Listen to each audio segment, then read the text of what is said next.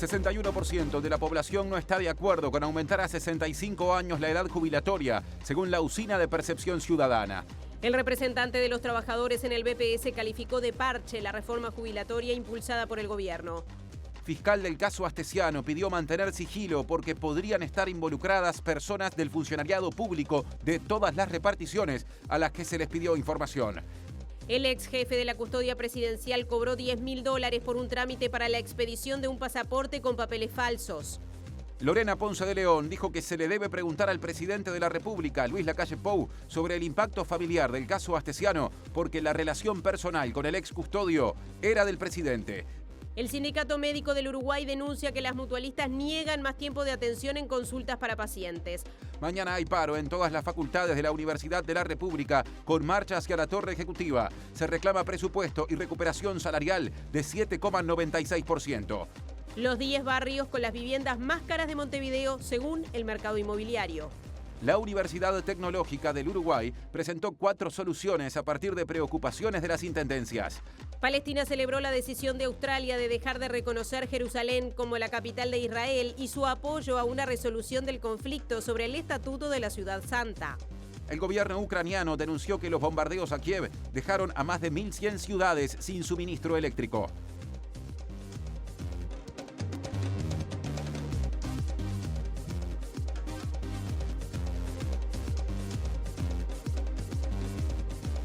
El saludo de todos los días también a quienes nos están escuchando a través de Uniradio 107.7 FM o por uniradio.edu.uy. Y creo que ya se puede comenzar la recorrida por exteriores, Martín. Así es, Natalia, y vamos a empezar por el centro de Montevideo otra vez para desarrollar el asunto que presentamos en la portada, que está instalado desde ayer y que lo ha tenido trabajando mucho y muy cerca del lugar de los hechos y hablando con mucha gente, a Martín Duarte. Así que ese es el primer móvil de esta jornada. Martín, te estamos viendo en este momento en pleno centro con el Hotel Aramaya de fondo. ¿Cómo andás? Martín, buenas tardes para Natalia también. Sí, jornada con muchas repercusiones y muchas voces haciendo referencia, bueno, a la trágica jornada de ayer. Como ustedes decían en avances, fue reconocida la víctima por policía científica, una mujer de 31 años, beneficiaria justamente de los programas del MIDES que atienden a madres con hijos, niñas y adolescentes en situación de calle. De hecho, 2 de los hijos de Mónica, esta mujer que falleció en la jornada de ayer, continúan aún internados en el Perea Rosell con importantes quemaduras. Un niño de 5 años con un 20% de quemaduras en su cuerpo y otro de 11 años con 7% de quemaduras en su cuerpo, pero que están siendo ventilados y sedados. Como decíamos, hay repercusiones desde los funcionarios de MIDES, repercusiones políticas y también las explicaciones que ha dado en la jornada de hoy el ministro Lema. Estaremos repasando esto en unos minutos. Muchas gracias, Martín. Son tiempos de discusiones en materia de seguridad social y ese es el tema del móvil de Mariana Abreu. ¿Cómo te va, Mariana? Así es, buenas noches Natalia, Martín, ¿cómo andan? Estamos en la Facultad de Ciencias Económicas y Administración de la Universidad de la República. Aquí se desarrolla un panel justamente sobre la reforma de la seguridad social. Recordemos que ayer los líderes de la coalición de gobierno junto al presidente Luis Lacalle Pou acordaron el texto del proyecto de ley de reforma que será presentado los próximos días en el Parlamento y justamente sobre estos lineamientos se está tratando este panel que tiene como protagonistas a 2 docentes de esta facultad y también al presidente de la Comisión de Expertos de la Seguridad Social, Rodolfo Saldain, así que en un ratito nada más vamos a volver con estas consideraciones. Bien, y justamente sobre este proyecto que se presentará en el Parlamento de Reforma de la Seguridad Social, desde el BPS se dijeron cosas. Nosotros mirábamos la reglamentación, por ejemplo, en el ZUNCA, 10 horas mensuales. Acá estamos hablando de licencia ilimitada, no van a trabajar. Lo que está planteado por parte del director Pereira en sus declaraciones es que él, en esa discusión que hubo, votó en contra del asunto que vino del reglamento de licencia, diciendo que se tenían que eliminar las licencias sindicales y las licencias gremiales, digamos. Ese tema no estaba a consideración del directorio, porque las licencias gremiales están reguladas por un convenio. Bueno, y en la zona céntrica está nuestro compañero Martín Duarte. Recién nos hacía un avance. Vamos al desarrollo contigo, Martín. ¿Cuáles son las novedades? Por allí mucho se ha dicho y ha pasado en estas horas. Sin duda, Natalia, bueno, como decíamos, en primer lugar, una de las primeras cosas que ocurrió en esta mañana fue la confirmación de que lamentablemente la mujer fallecida pertenecía a los programas de MIDES, estos programas que, como señalábamos anteriormente, atienden a madres, en particularmente con niños a su cargo, que están en situación de calle, muchas con problemas de violencia de género, y que en la jornada de ayer 92 de las plazas que ocupaba el Hotel Aramaya a nuestras espaldas pertenecían a los programas del MIDES que se vienen desarrollando desde el año 2017. En particular, pudimos averiguar, y bueno, fue confirmado ayer por el ministro Martín Lema, que el edificio no contaba con habilitación de bomberos, entre otras irregularidades que fueron también denunciadas por vecinos y amigas justamente de la víctima, que señalan que venían reclamando por temas de electricidad, en particular en el ascensor que no funcionaba, pero también en las habitaciones. Justamente MBD Noticias accedió al testimonio de Brisa, una compañera y amiga de Mónica, la víctima de la jornada de ayer, que contó al informativo algunos detalles de lo que venían reclamando justamente como usuarios de este programa del MIDES. Llevo 11 meses más o menos en ese hotel y nada, yo estaba en mi habitación, incluso estaba bajo llave, dándole la merienda a mis hijas, y escuché que pedían ayuda y fuego y salí. Había gente gritando que me ayudaran a abrir la puerta y pateé varias veces la puerta hasta que logré abrirla. Fui a buscar extintor, intentamos apagar el fuego. Faltaban la mitad de los extintores en el hotel, no tenían nada. Habían otros que sí tenían, pero si eran 4 o 5 que estuvieran llenos era mucho. Los demás que logramos buscar estaban vacíos, y los de los demás pisos no fuimos porque no nos daba tiempo. Bueno, nada, atinamos a sacar a los que vimos. Sacamos a 2 niños, una nena y un varón. La niña demoró más en salir, como 10 minutos, porque no encontrábamos cómo entrar, no teníamos más extintor, nada. Y bueno, nada, después de que sacaron a la niña, se le pararon. La verdad, una injusticia, porque la niña demoraron 1 hora y 20 en traerla al hospital.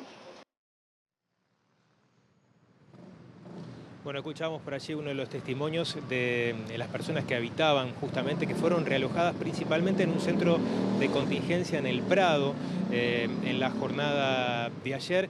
Y según pudimos constatar en el día de hoy, ya la Intendencia de Montevideo había hecho una intimación a los propietarios del hotel en julio de este año, justamente por encontrarse la carga vencida de los extintores del edificio, cosa que fue regularizada en septiembre, pero como daba pie el testimonio, habían algunos extintores que funcionaban y otros que no.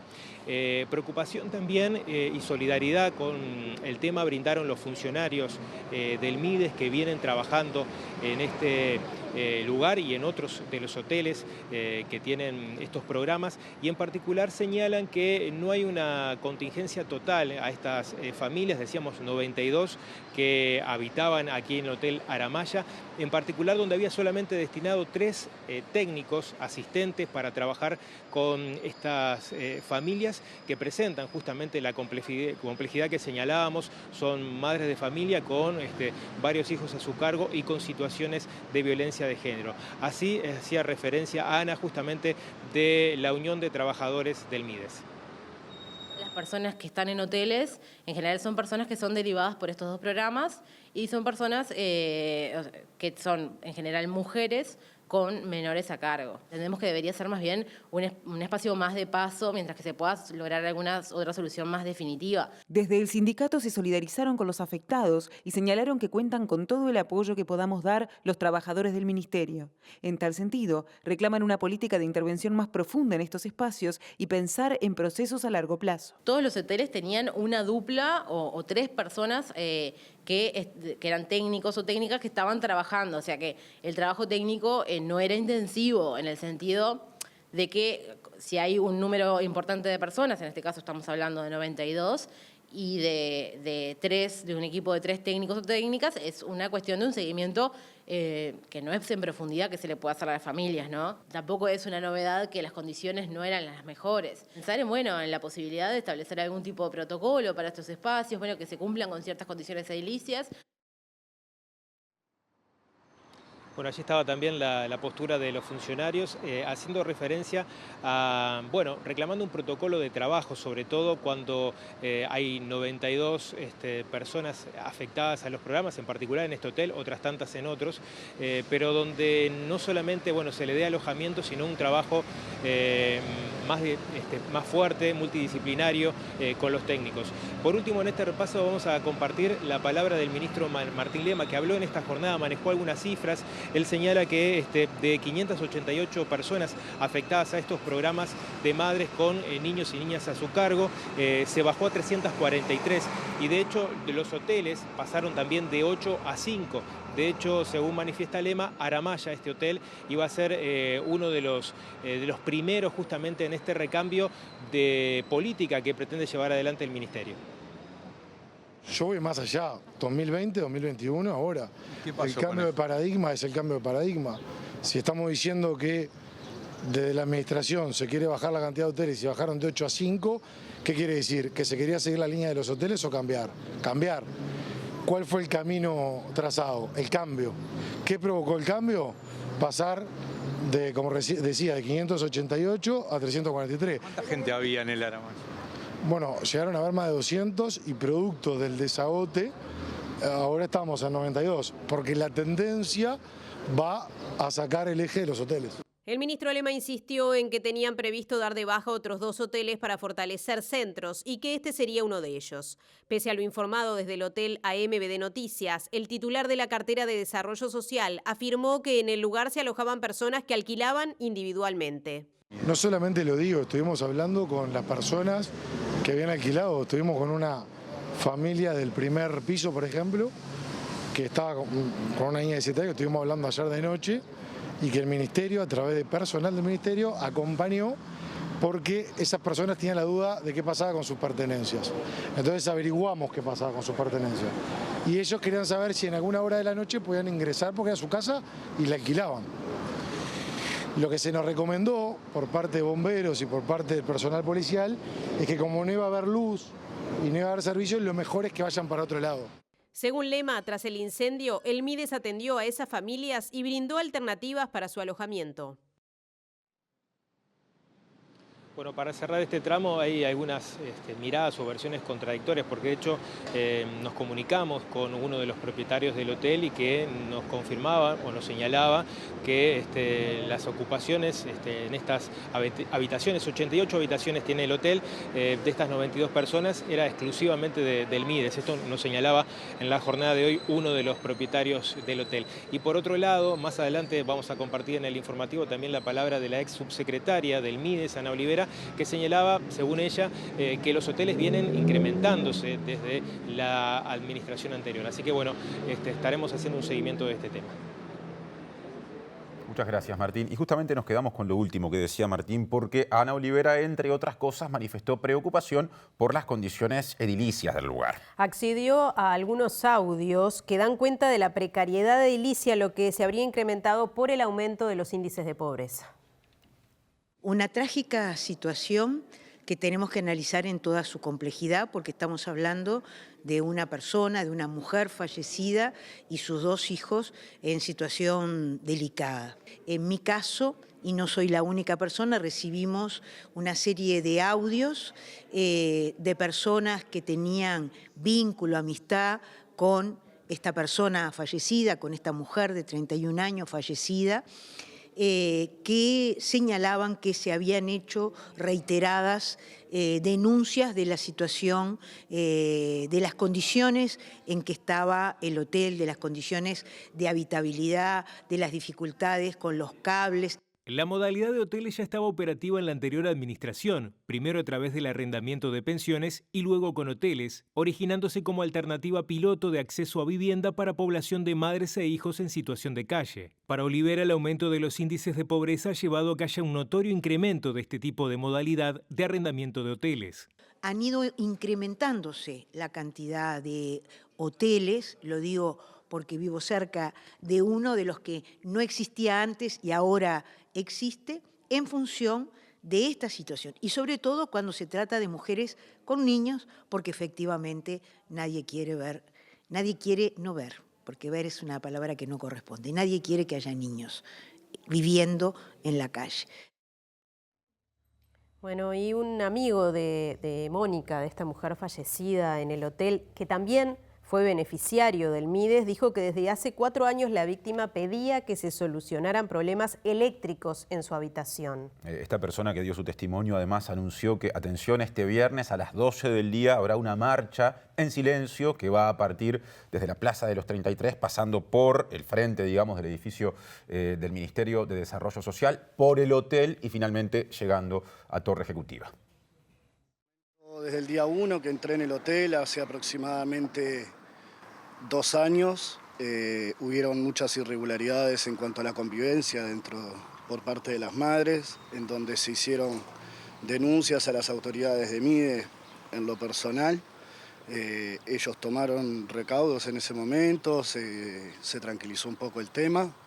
Luego, por parte de las instalaciones eléctricas, y eso siempre se supo, el hotel nunca tuvo tierra, no tenía tierra, siempre había problemas de electricidad, corriente, luz, humedad, un montón de problemas dentro del hotel.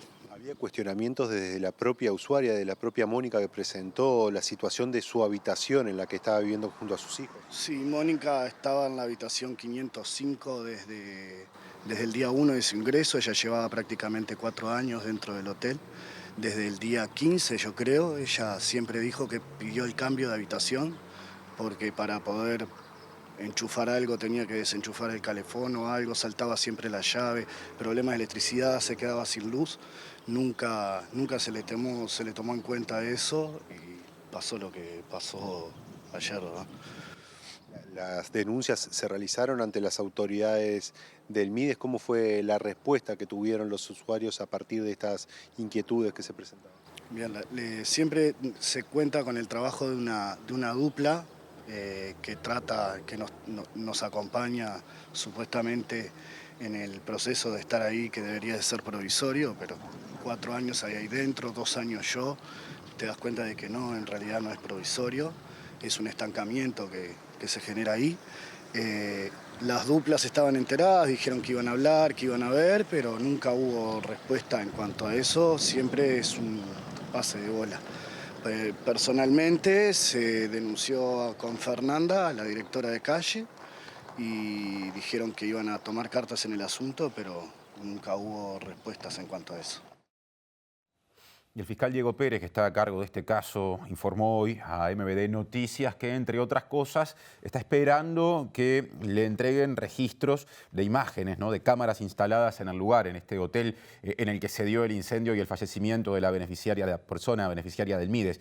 También dijo que está esperando los resultados de pericias y de la autopsia. Volvemos a hablar de esta reforma de seguridad social que está impulsando el gobierno, que será aprobada o firmada por los ministros y llevada al Parlamento. Y ahora, en una de las tantas discusiones que se dan por estas horas, está allí Mariana Abreu en la Facultad de Ciencias Económicas. Mariana. Así es, Natalia. Aquí en la Facultad de Ciencias Económicas y Administración se está desarrollando el panel Seguridad Social, qué se reforma, qué no y para qué. Es un panel integrado por docentes de esta casa de estudios y también por el presidente de la Comisión de Expertos en Seguridad Social, Rodolfo Saldain. En este momento está hablando justamente la docente Yanina Rossi del Departamento de Economía de la Facultad. Toda esa esa actividad que se hizo antes, todo ese trabajo de proyecciones. Si vos empezás a emparchar, al final no estás haciendo la reforma que habías dicho y por lo tanto probablemente también necesite ajustes. Pero eso ninguna es para siempre, ni esta ni ninguna va a poder serlo. Una pregunta por eso. Gracias. La primera es si entendí bien.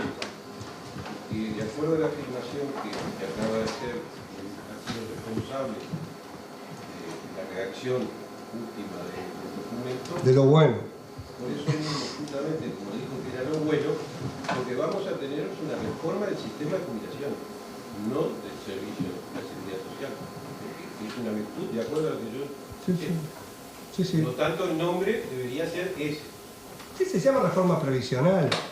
Hubo un error del legislador, supongo, cuando le puso a la Comisión de Expertos en Seguridad Social. Pero esto no aspira a ser otra cosa que una reforma previsional. El error lo tuvo otro, está bien, estoy de acuerdo.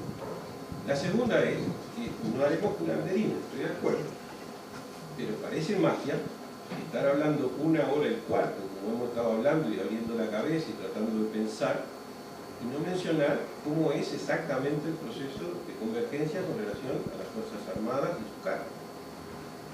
Porque si uno de los problemas que tenemos hoy para financiar y para cubrir espacios fiscales, etcétera, etcétera, devienen de una contribución a esa caja, que es de una proporción extremadamente reducida en relación al grupo general, de 400 a 500 millones de dólares, si de eso no hemos hablado, me cuesta entender algunas soluciones para el sistema previsional, mal llamado previsional y de servicio de jubilación.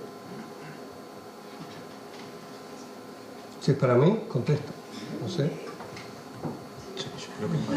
Creo que sí, ¿no? A ver, primero, la llamada caja militar, vamos a simplificar, porque no es propiamente una caja, es producto de una historia, una evolución histórica. A la salida de la dictadura, Uruguay tenía aproximadamente, no recuerdo los números de memoria, unos 50.000 efectivos. Hoy tiene 27.000. Por supuesto, aquellos efectivos son los que generaron los retirados de hoy, como son retiros tempranos, son retiros que duran mucho tiempo y las pensiones, etc. Allí hay un tema de una decisión política que tomó el sistema político uruguayo, que en lo personal suscribo, comparto, unas Fuerzas Armadas más chicas. Pero esas Fuerzas Armadas generaron beneficios. En el año 2018 se hizo por el anterior gobierno una reforma que fue parte de un proceso, como dice alguno de los compañeros de la comisión que trabajó en ella. Ese proceso creo que tuvo aspectos positivos y tuvo otros que no lo fueron, como mantener un sistema con reglas separadas del resto. ¿Cómo va a ser la convergencia de policial, de militar y diría que de notarial? Es con las mismas reglas. Es decir, no es lo mismo bancaria y profesionales probablemente, porque van a requerir algo más fuerte para el salvataje.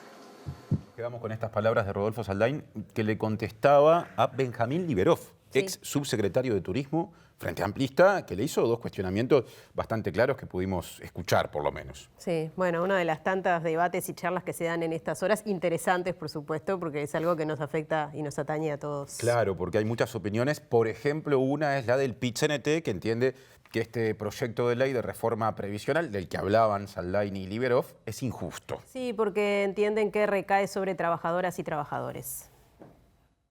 Ayer, los líderes de la coalición de gobierno y el presidente Luis Lacalle Pou acordaron el texto del proyecto de ley de reforma de la seguridad social que ingresará al Parlamento el viernes luego de ser firmado por los ministros. Tras la reunión, el ministro de Trabajo, Pablo Mieres, afirmó que la suba de la edad jubilatoria se aplicará a las personas nacidas a partir de 1973, que no van a desmejorar los montos de las jubilaciones y que van a aumentar las más bajas.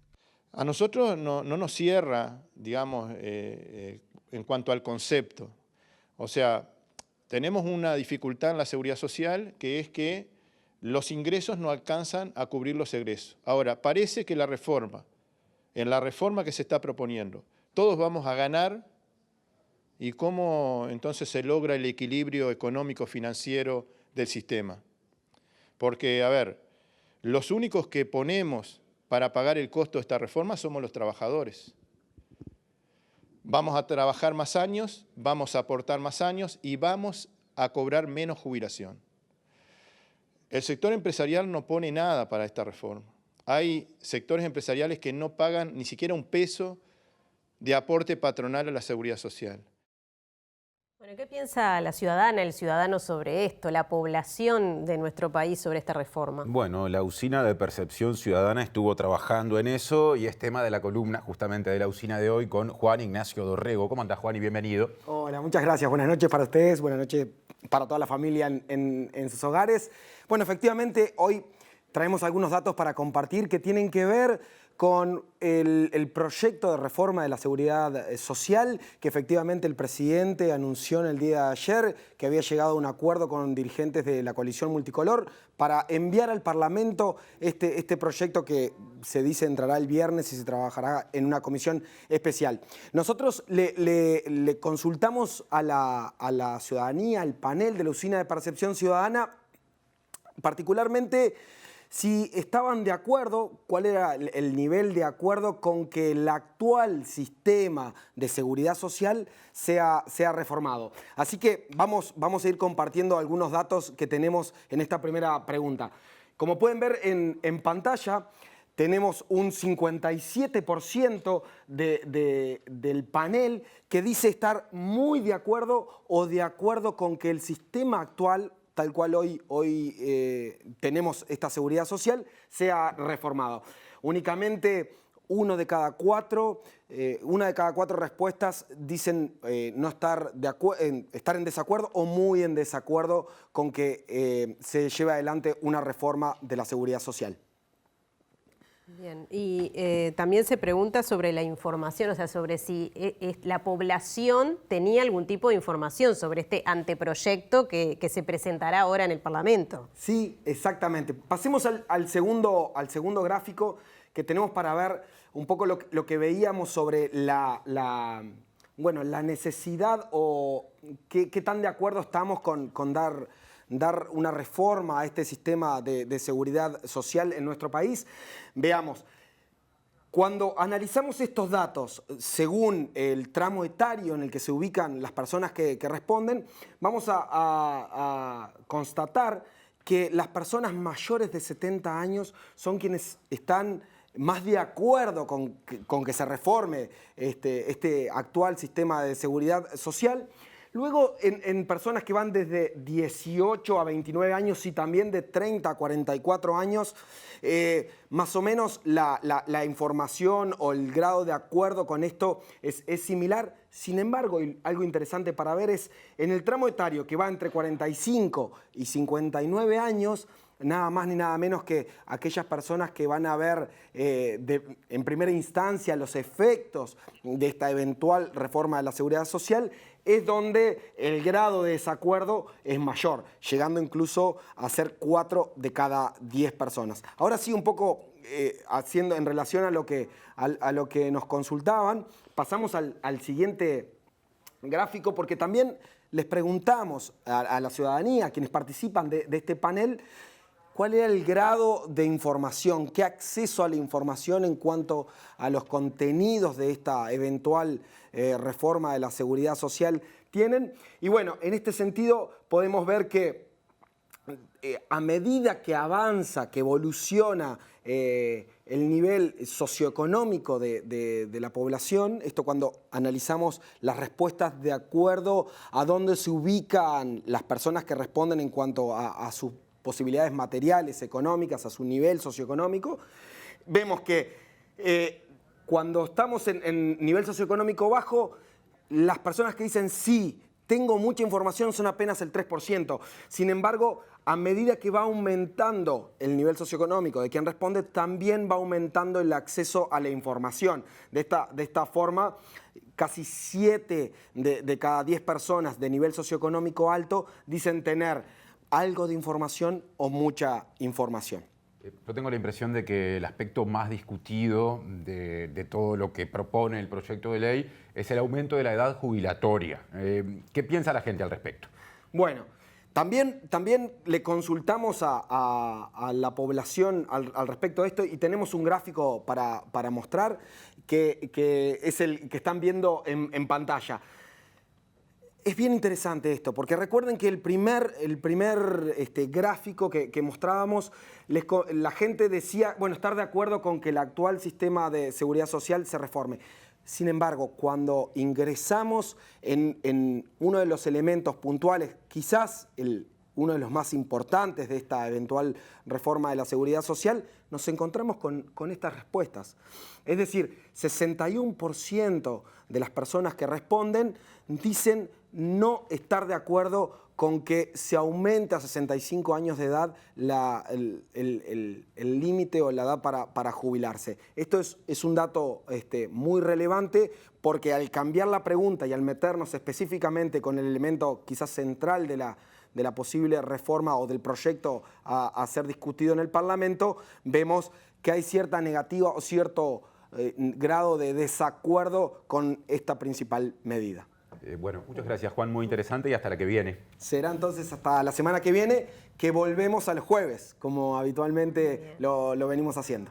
Te esperamos entonces. Bien. Bueno, y ahora nos vamos nuevamente a exteriores con nuestra compañera Macarena Vico. Creo que vamos a hablar de adultos mayores, Maca. Sí, así es, Nati. Acaba de terminar hace instantes la presentación aquí en el Paraninfo de la Universidad sobre un estudio sobre el trabajo que se ha hecho en los establecimientos de larga estadía durante la pandemia y para dar aportes para la reflexión desde una perspectiva de derechos humanos sobre este tema y por eso se generó una campaña para dar esta difusión. Fue realizado por el Centro de Estudios de Envejecimiento de la Universidad de la República y el Movimiento de Familiares y Residentes de Establecimientos de Larga Estadía para personas mayores. Estamos junto a Lucía Bogliacini, quien es arquitecta e integrante del CIEN y de este movimiento, para hablar un poco de cuáles son los principales aspectos de esta campaña, Lucía. Bueno, te cuento, esta campaña se realiza en el marco de un proyecto de Artículo 2 que tiene que ver con tratar temas de interés de la sociedad que trabaja en la Universidad de la República y propender a la comprensión pública de estos temas. Entonces, el foco fue los cuidados en tiempos de pandemia desde una perspectiva de derechos humanos. Para eso se hicieron tres cosas. Se hizo una revisión bibliográfica del mundo y de acá. Todo el mundo está preocupado por lo mismo. Nos preocupamos de la vida biológica, pero no del ser humano integralmente. No se respetaron los derechos humanos de muchas personas mayores que vivían en establecimientos, en parte por el modelo de cuidados que tenemos. Obviamente los cuidamos la vida biológica, las medidas sirvieron para evitar una mayor mortalidad, pero durante ese proceso, con esas medidas que se tomaron, aumentó mucho el deterioro cognitivo, la ansiedad y la sarcopenia y un montón de problemas más que lleva a la quietud, el aislamiento, no poder ver a los familiares por un montón de tiempo y al día de hoy todavía se prohíben las visitas en caso de que exista un brote COVID en un hogar. El segundo punto fue hacer talleres de intervención. En esos talleres de intervención se hicieron 3 tipos de talleres, con familiares, con cuidadores y con direcciones técnicas. En esos talleres se buscaba recoger de la población en general, cómo habían vivido ese proceso de la pandemia y por otro lado, generar en ellos una reflexión crítica desde el punto de vista de los derechos humanos. Y por último se establece el lanzamiento de esta campaña, que son estos videos que vamos a estar largando, que tienen que ver con las dos cosas a las que apunta este proyecto. Primero, tratar de visibilizar la necesidad de un cambio en el modelo de cuidados, que no apunte solo a la vida biológica, que corra el LPM de la situación de institución, que nos haga entender a todos que las personas mayores tienen una gama enorme, que no son homogeneizables, que tienen necesidades, que disfrutan del ocio, que salen, que ven a su familia, que reciben visitas, ¿sí? Y que la mirada tiene que ser mucho más amplia. Y la segunda es entender el EPEM como mi casa, donde yo voy a vivir. Yo de chico viví con mis padres, de estudiante en una residencia y de grande, ojalá llegue, voy a vivir en el EPEM. Ese LPM es un espacio colectivo de habitar que sí, que genera cuidados, pero también tiene que permitir una vida saludable y yo tengo que formar parte de la toma de decisiones de lo que pasa en esa casa, igual que en todas las otras casas de mi vida. Eso implica también cuidar el LPM espacialmente, que sean de calidad, que permitan desarrollar prácticas saludables de vida. que tengan una normativa actualizada, espacial, de higiene edificatoria, que en todos los municipios de todo el país está desactualizada la normativa, y en eso estamos trabajando y es la próxima investigación que se larga. Pero que sobre todo funcione la Comisión de Participación, que está en un decreto, el 356, ya hace 6 años que existe. Es una comisión en la que deberían participar residentes, familiares, cuidadores, o sea, todos tomando decisiones en conjunto, y que no funciona en todos los establecimientos. En los países en los que sí funcionaban estas comisiones de participación, las decisiones de no salir, no recibir visitas o cómo manejar un brote se tomaron entre todos. Y se permitió entre todos discutir. Se tomaron las mismas medidas, pero todos nos empoderamos de las medidas, digamos, y permitió, cuando habían dificultades éticas a resolver, como un fallecimiento o como aislar o no aislar, las consecuencias de aislar o no aislar, ¿no? Donde se contraponen visiones y solo podés recurrir a un análisis ético de la situación para tomar entre todos una decisión, permitía recibir opiniones de todos. Eso es a lo que apunta nuestra campaña, sin duda es a empoderarse, convencerse de que en nuestra casa, asumir que todos vamos a envejecer y darle más herramientas tanto a las personas que los dirigen, a los cuidadores, pero sobre todo a los residentes, para poder disfrutar de ese tiempo. Bien, Lucía, muchísimas gracias por estos minutos y bueno, nada, los invitamos también, que en YouTube quedó colgado toda la presentación de esta campaña, que de alguna manera, bueno, abre la puerta a estar atentos sobre el cuidado que queremos de nuestras personas mayores. Muchas gracias, Macarena. Y cambiamos de tema. Martín, la vicepresidenta del Sindicato Médico, Verónica Pérez, respaldó el conflicto del personal de UCM. Claro, que recordemos, entre otras cosas, señala que hay deterioro de la calidad asistencial y de las condiciones de trabajo producto de una reestructura empresarial. En el ámbito de lo que la empresa ha denominado una reestructura o reorganización, pero que a la luz de los cambios y de las modificaciones, en definitiva serían recortes con respecto a lo que tiene que ver con lo que entendemos en lo asistencial. La disminución en el número de unidades de emergencia móviles en la ciudad, del número de horas de emergencia, el número de horas de policlínica, ha llevado a despidos de algunos colegas médicos en las últimas semanas.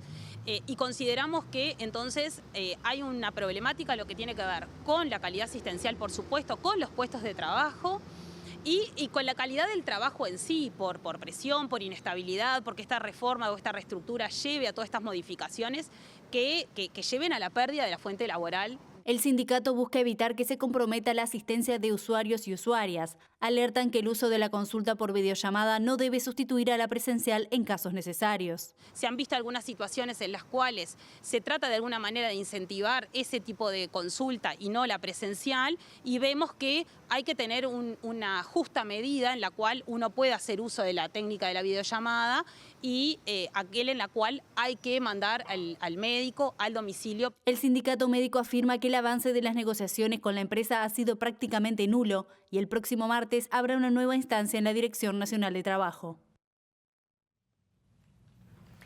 Bueno, y cambiamos de tema, volvemos al tema de todos los días. Sí, el caso Astesiano. El caso Astesiano. Y vamos a recibir a nuestro compañero Diego Martín. Exacto, para saber, por ejemplo, cómo está trabajando la fiscal Fossati. ¿Cómo andás, Diego? Sí, compañeros, recordemos, lunes 26 de septiembre es cuando se dio inicio a todo este caso, el martes 27 cuando se le imputa a Astesiano, y a partir de así empezamos a conocer. Ustedes bien señalaban ahora, es un tema que no para, aunque hoy se le consultó al presidente Soriano por este caso, y él señaló que, bueno, que ya estaba, que él ya había dado sus declaraciones, que ya había dado su conferencia de prensa. También se le consultó a Lorena Ponce de León, su ex esposa, a propósito de este caso, y ella dijo que se lo deberían preguntar al presidente, pero entre otros aspectos van más de 18 días en los que la fiscal Gabriela Fossati está investigando este tema, que la punta del iceberg fue el caso de Alejandro Astesiano, ex custodia presidencial, pero que se encontró a otros ciudadanos rusos y a un escribano uruguayo en una situación para delinquir, para adulterar partidas de nacimiento uruguayas para que ciudadanos rusos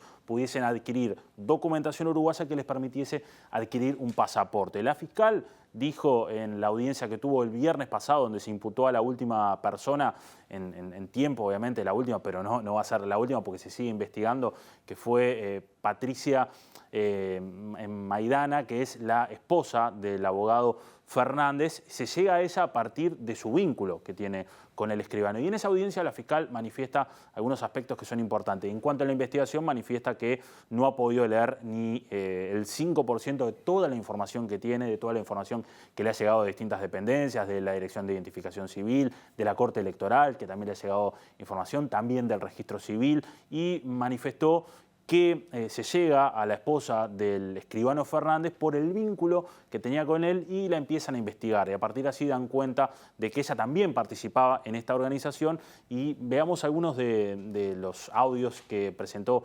el audio de la fiscal ese día en esa jornada, donde ella lee algunos de los mensajes que tiene la imputada con su esposo, el escribano Fernández. Que no quiere que vos lo persigas ni nada, pero lo que pasa que él tiene que haber hecho algo. Yo lo que no entiendo, cómo él no dijo, mirá, el otro no va a venir, no va a ver. Cómo te piden las cosas y te dicen, no, mirá, este va a estar fatal y tal día. Porque no están hablando con empleaducho, supongo. Que no es un empleaducho, supongo. Que es alguien que debe saber bien ahí, ¿entendés? Así que bueno, espero que no se le escape el viernes, que no haya problemas nada más. Espero que se sienta presionado y que no sea pelotudo. Pero él tenía que haber tomado la responsabilidad, ya que agarró $10.000. No tiene que tomar la responsabilidad de hacer lo que hizo, no, de hacer, supongo yo, que no puede andar ocultándose para arriba y para abajo. No va a ser tan estúpido, digo yo, no sé. No, siento nada para decirte, no, al loco, siento que están cagados, nada más. Siento que están cagados y siento que no sé si es realmente el otro el que dice tal vez no sea alguno que está ahí adentro y nada más. Es lo que siento. Siento que están cagados, nada más. Este es uno de los mensajes. Hay otros tantos que si el señor juez lo estima necesario se le puede leer, en lo cual se hacía también referencia a suma de dinero y un conocimiento de las gestiones que se realizaron. ¿Ese mensaje era entre la imputada, según la teoría del caso de la Fiscalía? Ese mensaje fue enviado por la imputada Patricia Medina a Fernández. Diego, y la fiscal Gabriela Fossati también pidió cautela, ¿no? O dijo que se estaba trabajando con mucha cautela porque seguramente hubiera algunas personas más implicadas dentro de los organismos que se vienen investigando. Así es, planteó, y corrijo el error, Patricia Medina es la imputada, a propósito de que puede haber más funcionarios de otras dependencias, de estas dependencias que recién nombrábamos, el Registro Civil, la Corte Electoral, la Oficina de Identificación Civil, que pueden estar involucrados por haber participado en esta organización que, recordemos, nace del vínculo que tenía Alejandro Astesiano. Pero la fiscal puntualiza también hay un vínculo que se da entre el escribano Fernández y el ruso Alexei Siluaev, que justamente ya están imputados, pero Alexei Siluaev pertenecía a un grupo de Facebook donde, digamos que atraía a rusos que querían obtener el pasaporte uruguayo. Todavía no está definido cuál era el motivo. Uno de los motivos que Siluaev le dio a la fiscal Fossati era que algunos buscaban escapar de la guerra, pero esto por lo menos, según la fiscal, viene desde 2013. De hecho, recordemos lo que fue un pedido para el propio Siluaev para obtener él la documentación uruguaya para obtener un pasaporte, con una carta que se presentó en la comparecencia del ministro Heber la semana pasada, que fue en 2013. Así que todavía no está definido cuál es el motivo de por qué se buscan obtener estos pasaportes. Es cierto que el pasaporte uruguayo tiene ciertos privilegios en algunas partes del mundo, como poder ingresar sin visado. Ese vínculo que tenía Alexei Siluaev con el escribano Fernández hacía que él atraía a los ciudadanos rusos que querían el pasaporte y el escribano era el que se encargaba de conseguir información de ciudadanos uruguayos que no tenían hijos o que habían fallecido y que se les podía incorporar a algunos hijos que eran casualmente los rusos que buscaban el pasaporte. Todo esto lo fue recabando la fiscal Fossati en esta investigación que, recordemos, lleva ya más de 18 días y algo que señaló la fiscal en la audiencia es que recordemos que en el caso Astesiano, el propio Astesiano había borrado información de su celular y dijo que hasta ahora solamente hasta el 2% se pudo recuperar de todo lo que había borrado de su celular. Y otro de los planteos que hizo la fiscal es que la esposa del escribano había también borrado información y por esto a ella se le solicitó, o por esto ante el juez Souto, se solicitó que fuera enviada a prisión preventiva porque ella no colaboró en la causa y podía intercedir en esta investigación. Pero como decías vos, Nati, es una investigación que va a seguir y que de hecho, recordemos, la fiscal pidió prisión preventiva para Astesiano de 1 mes, va a solicitar que eso se amplíe, porque ya dijo tiene un montón de información que no ha podido leer, así que bueno, este caso va a seguir, se va a continuar investigando para poder encontrar si hay más personas involucradas, para ver si hay más organismos y para poder desbaratar esta banda que considerada para delinquir, que buscaba entonces darle pasaportes a ciudadanos rusos. Pero escuchemos más de lo que decía la fiscal en la audiencia del viernes pasado. La gravedad del accionar de la señora Medina Rodríguez y de su pareja Juan Slibaev y Astesiano es muy importante para el país. No tenemos todavía, no hemos podido determinar todos los motivos por los cuales esta gente quería tener documentación uruguaya. Fernández nos ha dado algunos, pero Fernández aporta información y algunas se comprueba y otras no se comprueba. Algunas lógicas de que hay ciudadanos que no querían escapar de la guerra, no para los que son anteriores al 2017 y 2016. Otra explicación que hasta ahora se nos ha dado es que era con la finalidad de poder obtener visas a Estados Unidos o para moverse libremente por Europa. La importancia de poder no frustrar esta investigación lleva nada más y nada menos de que estamos hablando en algunos casos de personas rusas, como se ha hecho conocido a través de la prensa, que están vinculados con poderes de inteligencia del país ruso de antes y de ahora. ¿Sí? Entonces, el uso de documentación uruguaya para fines que puedan afectar al país a nivel internacional no es menor. Así que yo le puedo asegurar que hace 3 semanas que no duermo porque estamos tratando de trabajar con toda la intensidad.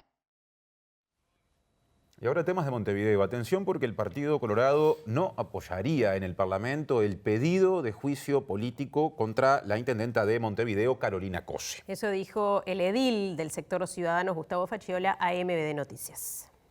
Entendemos que esas situaciones son como para alguien que comete algún delito grave, que roba, que comete fraude o abuso de funciones.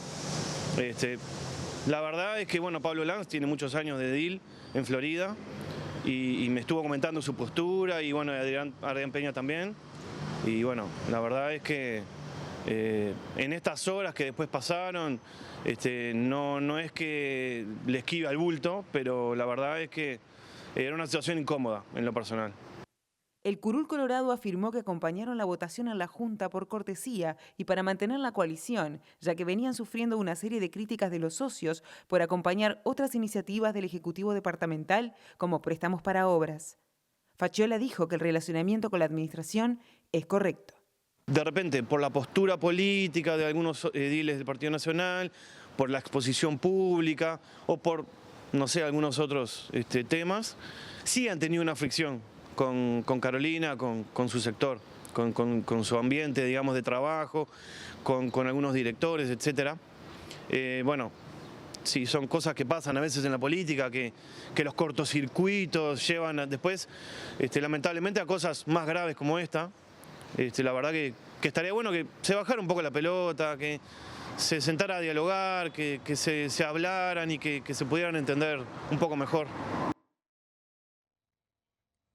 Bueno, y a 2 años para las próximas elecciones nacionales, la empresa encuestadora Equipos dio algunos resultados que se relevaron en los últimos días. Claro, simpatía política por partidos. Así presenta Equipos esta encuesta divulgada en la jornada, bien fresquita, que dice que el Frente Amplio lidera las preferencias con 38%, seguido por el Partido Nacional con 28%, el Partido de Colorado con 5%, Cabildo Abierto con 3%, y luego vienen el Partido Independiente y el PERI con 1% cada uno, otros partidos 1%, en blanco o anulado 5%, y atención porque el número de personas que se dicen indecisas es alto. 18%. Sí. Ahí está, en el último trimestre, julio-septiembre, consultados sobre a qué partido votaría Si las elecciones fueran hoy, 38% manifestó que lo haría por el Frente Amplio, 28% por el Partido Nacional, 5% por el Partido Colorado, 3% por Cabildo Abierto, 1% por el Partido Independiente y otro tanto por el PERI. 5% manifiesta que votaría en blanco y el 18% de indecisos. Ahora podemos ver un segundo gráfico que muestra la evolución de las preferencias, siempre comparando encuestas de equipos a lo largo del tiempo. Ahí observan cómo el Frente Amplio sube de 35 a 38% en esta última medición y también sube 3 puntos porcentuales el Partido Nacional de 25 a 28, mientras que bajan tanto Cabildo Abierto como el Partido Colorado. Tercero el Partido Colorado y cuarto Cabildo Abierto. Si los resultados se leen en términos de bloque político, asumiendo que la coalición multicolor continúe funcionando, la situación es prácticamente de empate. El Frente Amplio recibe 38% y la coalición multicolor sumada 37%.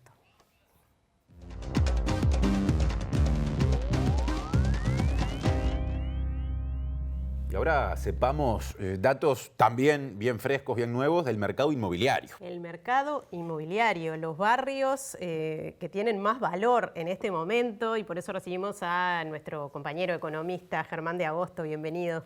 Muchísimas gracias. ¿Cómo andan? ¿Todo bien? Todo bien. Sí, justamente nos vamos a apoyar en los datos de Mercado Libre, que justamente lo que hace es analizar en función de los avisos, ¿sí?, tanto lo que pasa con la demanda, como lo que pasa con la oferta y también lo que pasa con los precios. Entonces vamos a empezar por el lado de la oferta. Esto es lo que está disponible justamente en los anuncios que se van publicando en la página. Lo que tenemos acá es todos los segundos trimestres de cada año, ¿sí? Y cuando lo miramos por tipo de propiedad, lo que tenemos que el grueso de lo que está hoy disponible como oferta justamente corresponde a lo que son apartamentos, ¿sí? Las casas, hoy por hoy, los avisos en el segundo trimestre están en el entorno del 17%. Acá estamos viendo el costado de la oferta, lo que se pone a disposición justamente para los interesados. Esto por un lado que refiere a la distribución de los avisos por el tipo de propiedad. Si cambiamos un poco la lógica, lo que tenemos también es por tipo de operación. Y acá lo que tenemos es lo que está en este color rosadito, es justamente lo que corresponde a las ventas, que es el grueso, básicamente más de 2/3 partes de lo que se está anunciando hoy por hoy en el portal, corresponde a la operación de venta y un 27% corresponde a la operación de alquiler. Y si miramos la serie para atrás, justamente ese 27%, que es el dato, el último dato, es el valor más bajo que tiene la serie en relación al stock de viviendas para alquiler. ¿Sí? De vuelta estamos apoyándonos en información de Mercado Libre. ¿Y un economista qué podría decir al respecto de ese dato? O capaz que me estoy adelantando a la columna. Y ahora lo vamos a, bueno, como buen economista, ahora que desplegamos lo que pasa con la oferta, nos vamos a la segunda placa y empezamos a analizar el costado de la demanda. Esto es lo que buscan las personas. Y acá lo primero que vemos en el gráfico es la evolución por tipo de propiedad. El grueso de las personas lo que busca, casi 2/3, ¿sí?, es básicamente para alquilar apartamentos y las casas son apenas el 37% y eso es una relación bastante estable en el tiempo. ¿Sí? Acá ya empezamos justamente a armar ese puzzle dado que estamos encontrando lo que es la oferta con lo que es la demanda. Otros datos que resaltan en relación al costado de la demanda es que la mayor cantidad de visitas cuando estamos pensando en apartamentos corresponden a apartamentos de un solo dormitorio, ¿sí? Cuando miramos qué pasa con las casas, en este caso lo que más se busca es 2 dormitorios y de todos los anuncios que hay, el análisis arroja que cuando se piensa en alquiler se busca dentro de este rango de precios, se busca alquileres dentro del rango de 15.000 a 20.000 pesos. ¿Sí? De un dormitorio sería sobre todo. Claro, acá tenés todo metido. Sí, o sea, es como que el promedio, exactamente, ¿sí? Después lo complementas con eso y efectivamente hay un sesgo hacia un dormitorio en el caso de los apartamentos, ¿sí? Si ahora vamos una placa más, vamos a seguir analizando el costado de la demanda, pero ahora vamos a cambiar la lógica y vamos a analizar cómo se da la distribución por visitas, ¿sí? Cuántas visitas corresponden a cada barrio. Y el barrio que más se busca es justamente el barrio de Pocitos. El 12,3% de las visitas dentro del portal de Mercado Libre correspondiente a la parte del sector inmobiliario corresponde a Pocitos. Luego va bajando, esto es una selección de algunos barrios, pero tenemos en segundo lugar a Cordón, Centro, 6,3%, ¿sí? Y después en el entorno del 5, 4 y 3% son como las principales búsquedas. Uno podría pensar, perdón Germán, que no es barato Pocitos, pero bueno, hay mucho Estas son las construido búsquedas, ahí. ¿no? De alguna manera esto Las búsquedas. podrías pensarlo como lo aspiracional. Acá Claro. se está buscando y eso es lo que está de alguna manera procesando la Y información. hay mucha infraestructura también en Positos, ¿no? Y además también hay mucho, Y mucha oferta. Exacto. Y si lo ponemos, lo ampliamos un poquito, por ejemplo, hacia la Costa de Oro, es el pinar lo que más se busca.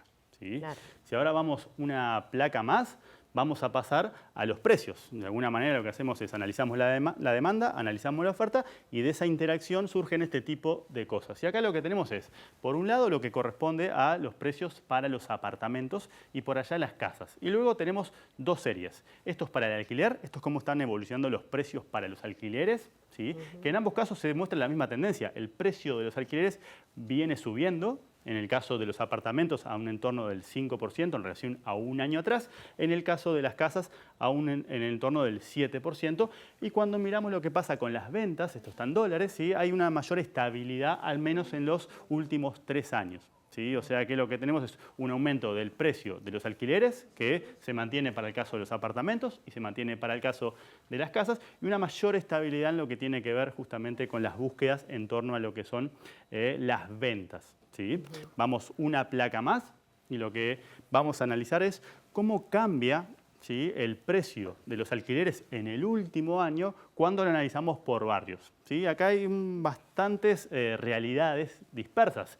Si comparamos con el segundo trimestre del año anterior, lo que tenemos es que el alquiler aumentó más, casi un 11% en el caso de Barrio Oriental. ¿sí? Luego bajando, los datos que están más cerquita corresponden a datos que se mueven en torno del 9% y tenemos casos donde también hay una caída en términos de los alquileres, por ejemplo, que es más pronunciada en el caso del buceo. Y algo similar pasa, ¿sí? incluso con variaciones más pronunciadas cuando miramos los datos en función, en lugar de apartamentos, en lugar de casas. ¿sí? Me quedé pensando en qué estará pasando en Brazo Oriental en este momento. Pero y en buceo, Punta Carretas, claro, por ejemplo. De alguna manera todavía no, o sea, lo que tenemos es un análisis cuantitativo, pero Claro. todavía no podemos montarle sobre eso justamente el análisis cualitativo para entender cuáles son las lógicas detrás de estos movimientos y detrás de estas disparidades o heterogeneidades, porque de vuelta acá se encuentra lo que uno busca, que comienza siendo una Sí, aspiración, claro. y Claro. luego, en definitiva, Sí. hacia dónde va convergiendo en función de otras variables como son el alquiler, la disponibilidad u otro tipo de dimensiones. Oferta, demanda, hay un montón de temas que vos sabés mucho mejor que nosotros. Muchas gracias, Germán. Muchas gracias a usted. La próxima. Bien.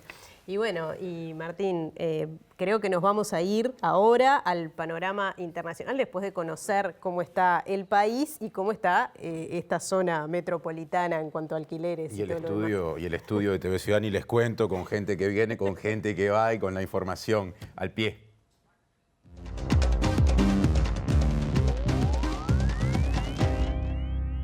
¿Qué tal? Muy buenas noches. Abrimos nuestro capítulo internacional. Lo hacemos con la guerra de Ucrania, naturalmente, que por estas horas, bueno, concentra la atención por los distintos aspectos que la rodean. Uno de ellos tiene que ver con la admisión por parte de Rusia del máximo jefe de las Fuerzas Armadas en este momento en el teatro de operaciones, Sergei Surovikin, quien reconoció que la zona de Kherson está muy complicada para las tropas rusas. Por otro lado, Irán negó estar aportando drones suicidas o drones que son utilizados como suicidas en los ataques que está llevando a cabo precisamente el ejército ruso por estas horas. De hecho, han sido muy intensos los ataques que se han pronunciado por parte de Rusia en Kiev y en otras regiones, que han dejado prácticamente a más de 1000 localidades sin energía eléctrica cuando está comenzando el invierno.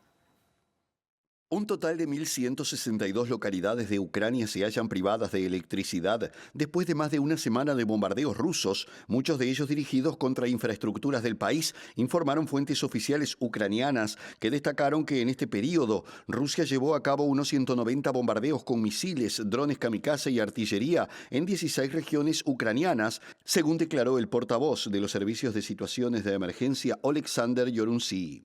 Los bombardeos dejaron 70 muertos y 240 heridos, según datos anunciados durante la rueda de prensa por el jerarca, quien señaló que los ataques dañaron 380 edificaciones, incluyendo instalaciones de infraestructuras críticas y en particular instalaciones energéticas, así como instalaciones civiles como viviendas y edificios residenciales altos. Según el presidente ucraniano Volodymyr Zelensky, los bombardeos rusos destruyeron desde el 10 de octubre un 30% de las centrales eléctricas de Ucrania, mientras que el ministro de Exteriores, Dmytro Kuleba, propuso hoy la ruptura ruptura de relaciones diplomáticas con Irán ante los numerosos casos de destrucción causados por los drones iraníes a la infraestructura civil de Ucrania, las muertes y el sufrimiento causados. El ministro subrayó que Ucrania nunca se había pronunciado contra Irán, pero tras la complicidad de Teherán con la agresión y los crímenes de Rusia, Kiev asumirá una postura muy firme, afirmando que si Irán cesa el suministro de armas a Rusia, entonces Ucrania estudiará la restauración de todas las relaciones, mientras que la Unión Europea ya ha anunciado la posibilidad de sanciones a Irán por la entrega de los drones a Moscú. Arne Schoenborn era el jefe de ciberseguridad de Alemania desde el año 2016. Fue destituido, sospechado de estar entregando información a Rusia, sobre todo de infraestructuras críticas, como se le denomina, en algo que tiene que ver ya con una serie de acusaciones que vienen desde hace tiempo de que Alemania es uno de los países donde actúa con mayor fluidez los servicios secretos rusos. Lo cierto es que todo apunta a los sectores energéticos. También se ha cuestionado la relación de Alemania y Rusia en todo este tiempo y sobre todo durante la administración de Angela Merkel, precisamente en relación al tema energético. La ministra del Interior de Alemania, Nancy Faeser, destituyó a Arne Schoenborn como jefe de la agencia BSI, el órgano de ciberseguridad del Estado alemán, tras las acusaciones que dañaron la confianza necesaria de la ciudadanía en la neutralidad e imparcialidad de su gestión, precisó la agencia de noticias alemana dpa. El gobierno alemán dijo hace más de una semana que estaba investigando las versiones exhaustivamente y existe una creciente preocupación en Alemania de que la infraestructura crítica del país pueda ser atacada por Rusia debido al apoyo que ha brindado Berlín a Ucrania en su lucha contra la invasión rusa. Schoenborn, de 53 años, que dirigió la BSI desde febrero del 2016, cofundó hace una década un grupo de ciberseguridad que reúne a expertos de instituciones públicas y del sector privado, y los medios alemanes informaron que uno de sus miembros es una empresa fundada por un ex agente de la inteligencia rusa, el cual fue expulsado, precisó el grupo la semana pasada. El semanario de noticias alemán Der Spiegel citó al funcionario diciendo que dado que no había habido retroalimentación sobre los señalamientos, él había pedido el lunes que se abrieran procedimientos disciplinarios para aclarar el asunto, aunque dijo ignorar todavía que ha examinado el ministerio ni cuáles son las acusaciones concretas en su contra. En Brasil, el Tribunal Supremo Electoral le ha exigido a las Fuerzas Armadas que entregue los datos recogidos durante el acto electoral del 2 de octubre. Esto tiene relación con un pedido de Jair Bolsonaro. Ustedes recuerdan de que las Fuerzas Armadas monitorearan también en forma analógica, en papel, los resultados electorales. Lo cierto es que el Tribunal Supremo Electoral entiende que las Fuerzas Armadas están cumpliendo una orden de alguien que está compitiendo precisamente, en este caso, en la reelección. En esta carrera electoral tienen 48 horas para entregar los datos. El Ministerio de Defensa, tras unas tensas negociaciones, logró que, tal como exigía Bolsonaro, el Tribunal Supremo Electoral le permitiera auditar cientos de las urnas electrónicas usadas en la primera vuelta, pero aún no ha divulgado los resultados de esos test. El Tribunal Supremo, sin embargo, afirmó 2 días después de las elecciones que no había sido detectada ninguna irregularidad, pero aún así las Fuerzas Armadas han mantenido silencio sobre los resultados que, según la prensa local, le han sido entregados en privado a Bolsonaro. La realización de la auditoría por parte de las Fuerzas Armadas y la entrega del resultado al candidato a la reelección parecen demostrar la intención de satisfacer la voluntad electoral expresada por el jefe del Ejecutivo, indicó el presidente del Tribunal Supremo Electoral, Alexandre de Moraes, en un documento divulgado este martes. Según el magistrado, esto podría configurar en tesis un desvío de finalidad y abuso de poder por parte de las Fuerzas Armadas, que son parte de un gobierno que tiene un candidato a la reelección y que se ha valido de dinero público para la realización de la auditoría, por lo que las autoridades electorales emplazaron al Ministerio de Defensa a hacer público el resultado de las pruebas en un plazo de 48 horas.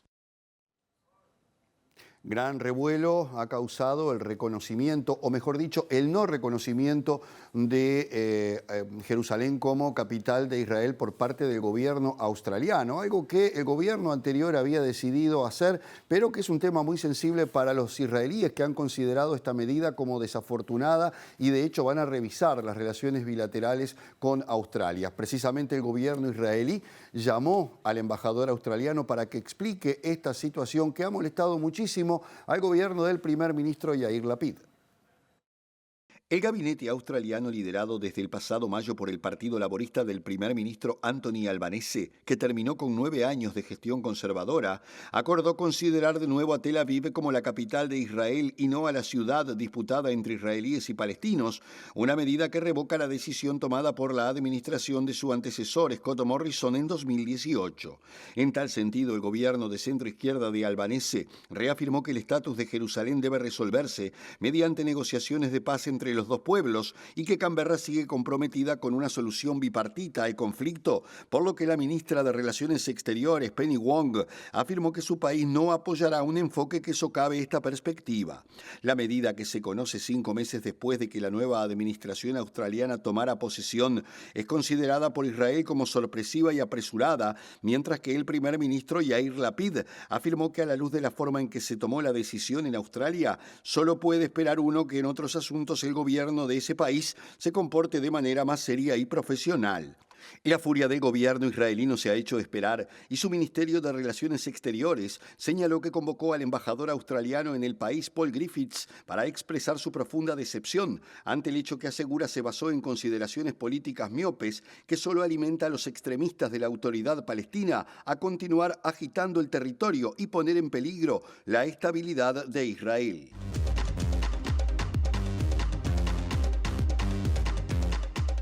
Compartimos algo más de información porque la jueza María Eugenia Mier dispuso el procesamiento con prisión de 3 militares por delitos de abuso de autoridad, lesiones graves y privación de libertad contra 39 adolescentes y jóvenes detenidos en 33 durante la dictadura en 1975. Los militares son Juan Alves, Héctor Rombis y Moacir Leite, quienes fueron procesados como coautores de los delitos. Las víctimas habían concurrido a un campamento de la Unión de Juventudes Comunistas y padecieron diversas torturas dentro del batallón de infantería número 10. Posteriormente, aparte de las y los jóvenes, se les internó en el entonces denominado Consejo del Niño y se les quitó la calidad de estudiantes. Bueno, y ahora sí compartimos los datos del tiempo, la última información que tenemos para compartir en esta edición central. Es cierto, porque ya está cerquita al lado B con Wilmar, pero ahora vamos a repasar eso que pronostica Inumet, Natalia. Sí, vamos a ver cómo estará el tiempo en la zona metropolitana en los próximos 3 días. Mañana miércoles 19 de octubre, una mínima de 14 grados, una máxima de 22. Hay pronosticada alguna lluvia aislada. Es cierto, y el jueves parecida la situación, 20 de octubre. Misma mínima, misma máxima, 14 y 22 y el cielo también parecido, ojalá que sin la lluvia. Recién sale el sol el viernes 21 de octubre con la misma mínima 14 grados y baja un poquito la máxima a 19. Últimos pasos. Exacto, en la edición de hoy. Últimos pasos. Bueno, quédense en la pantalla de TV Ciudad que ya llega al lado B, va a estar Pilar Moreno. Bien. Del Instituto Pasteur. Así que a quedarse. Gracias por estar y hasta mañana. Hasta mañana.